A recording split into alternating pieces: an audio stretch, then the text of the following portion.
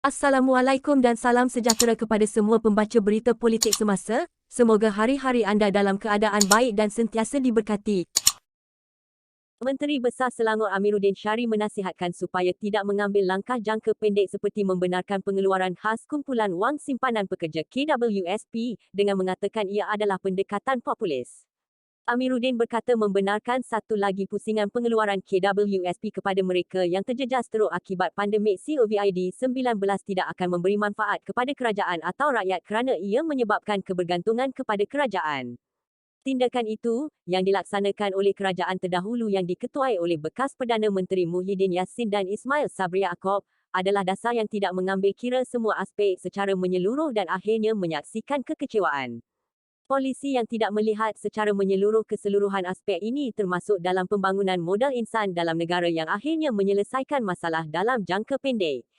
Pelaksanaan program populis itu akhirnya akan menyebabkan kebergantungan dan kebergantungan itu akhirnya juga menimbulkan kekecewaan dalam tempoh jangka pendek, katanya. Dia berkata demikian semasa program wacana Membangun Malaysia Madani di Pusat Konvensyen Antarabangsa Putrajaya PICC hari ini yang disertainya bersama Presiden Kolej Darul Hikmah, Prof. Muhammad Nurmanuti, Pengerusi Eksekutif Institut Darul Ehsan IDIP, Prof. Dari Muhammad Rizwan Othman dan Pengarah Institut Pengajian Sains Sosial IPSAS, Prof. Dari Haslinda Abdullah. Amiruddin menegaskan bahawa wabak COVID-19 telah memberi peringatan kepada semua pihak bahawa bantuan jangka pendek seperti pemberian wang bukanlah penyelesaian untuk menangani krisis.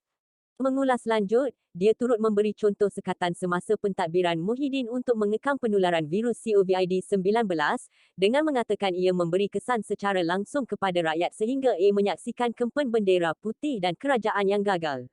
Akhirnya terjemah kepada pertukaran kerajaan dan pertukaran PM dan perubahan yang tidak kunjung habis. Sebab itu bila sebut madani, kita akan kerap kali melihat aspek-aspek terkandung falsafah dan pemikiran sesuatu yang diistilah madani, ada disebut tamadun peradaban. Sebab itu pembangunan dasar dan polisi tidak boleh hanya melihat jabatan, melihat kelompok tapi harus sampai ke dalam hati manusia, katanya. Sebagai rekod, pentadbiran Perdana Menteri Anwar Ibrahim hari ini mengumumkan kerangka dasar baru untuk negara dikenali, Membangun Malaysia Madani, yang dirumus bagi mencipta lonjakan baharu kepada negara bagi menggantikan konsep keluarga Malaysia ketika pentadbiran Perdana Menteri Ismail Sabri Yaakob. Pada 15 Januari lalu, sekumpulan pencarum KWSP meminta kerajaan mempertimbangkan satu lagi pengeluaran awal sehingga RM30,000.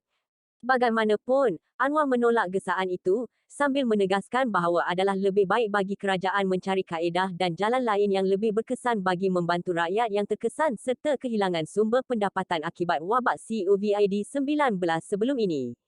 Dia berkata ini kerana kebanyakan pencarum memiliki jumlah simpanan yang sangat kecil dan jika kerajaan membenarkan pengeluaran sekali lagi, ia akan memberikan kesan kepada masa depan pencarum itu sendiri. Anwar, ketika menjadi pembangkang, sebelum ini menyokong gerakan membenarkan pengeluaran awal KWSP pada Mac 2022, walaupun pada mulanya dia keberatan untuk berbuat demikian.